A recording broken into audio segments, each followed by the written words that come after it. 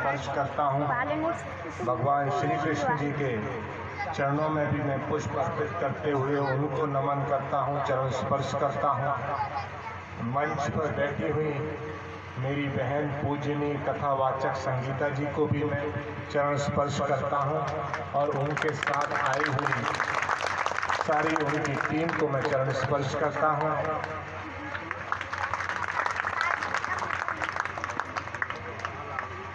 परीक्षित बने और यज्ञपति बने आदरणीय चाचा जी को मैं चरण स्पर्श करता हूँ।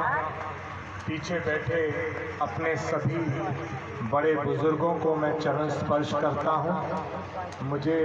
मैं वहाँ पर पहुँच के उनका चरण वंदन नहीं कर पाया, लेकिन मेरा चरण स्पर्श यहीं से स्वीकारिएगा।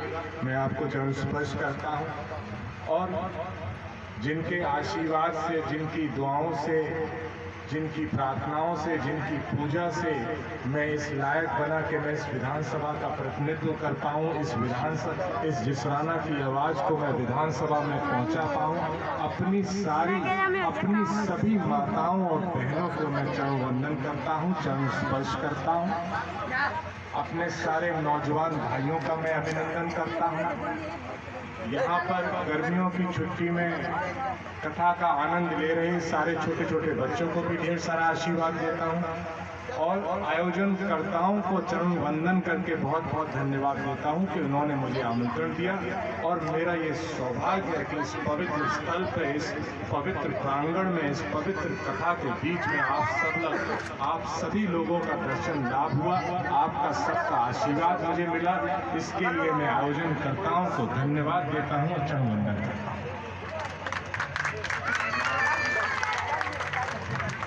एक ही साथ बहुत सारे काम करवा रहे हैं, बुलवा भी रहे हैं, टीका भी।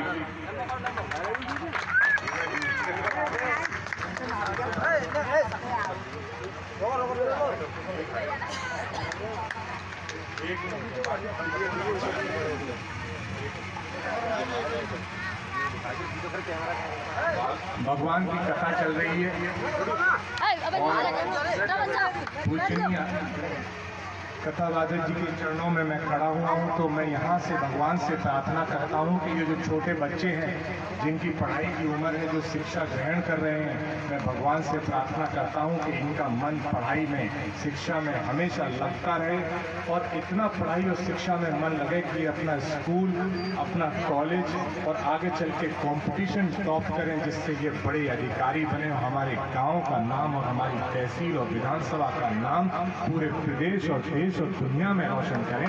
ऐसा भगवान इनको आशीर्वाद दें।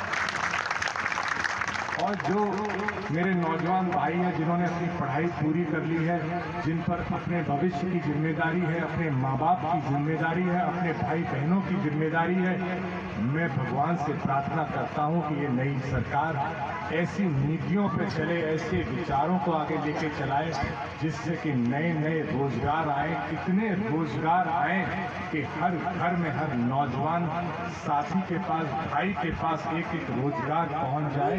ऐसी भी मैं भगवान से प्रार्थना करता हूँ। पवित्र स्थान होता है, भगवान आसपास ही होते हैं और जो कहते हैं ना कि मंदिर पे जाओ तो मंदिर पे अगर प्रार्थना करो तो जल्दी पहुंचती है भगवान के पास। तो यहाँ पर भागवत की कथा चल रही हो, ये मंदिर से कम सवाल नहीं होता, ये भी मंदिर है और मंदिर में भगवान से प्रार्थना की जाए तो भगवान पे प्रार्थना जल्दी, सिफारिश जल्दी पहुंच जाती है। इसीलिए ही भगवान से यहाँ पर इसका फायदा उठाते हुए भगवान से यहाँ पर प्रार्थना कर रहा हूँ।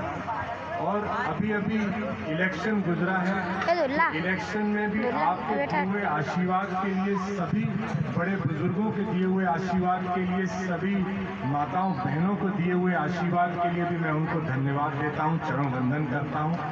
मैं बुरा नहीं हूँ, जब आया था वोट मांगने तो इतना आशीर्वाद मिला था, न्यूज़ चैनल वाले भी आ गए थे और मेरी बहनों ने न्यूज़ चैनल पे इंटरव्यूज दिए थे, नारे लगे थे, इतना उत्साहवर्धन किया था। जो आपने मेरा उत्साह बढ़ाया था, वो उत्साह जब काउंटिंग हो रही थी तो आपको पता चला होगा वो आप ही का दिया हुआ उत्साह था कि वहाँ से प्रमाण पत्र लेके आप तो आपके सारे आशीर्वाद के लिए सर मैं आपको धन्यवाद देता हूँ।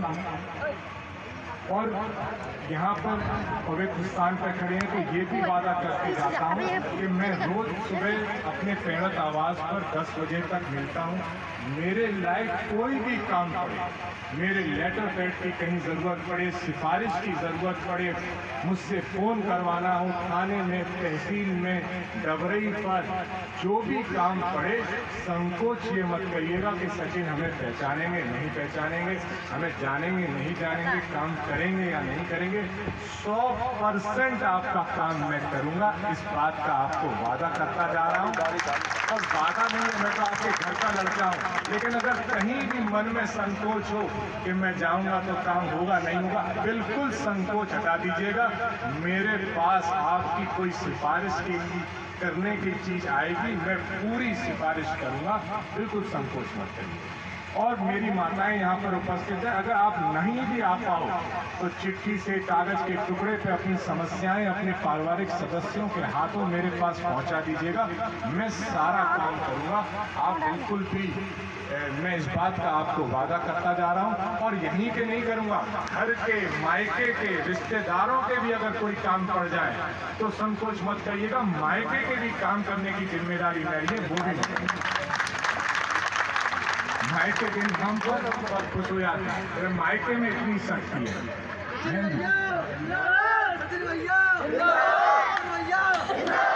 आप सब लोगों का बहुत बहुत धन्यवाद और मुझे ये आशीर्वाद देने के लिए, आज मुझे बुलाने के लिए बहुत बहुत धन्यवाद। फिर से आपका चरण वंदन करता हूँ, फिर से आपको धन्यवाद देता हूँ और फिर से अपनी बहन को जो यहाँ पर तो कथावाचक है, पूजनीय बहन जी को मैं चरण वंदन करते हुए फिर से बहुत बहुत धन्यवाद देता हूँ।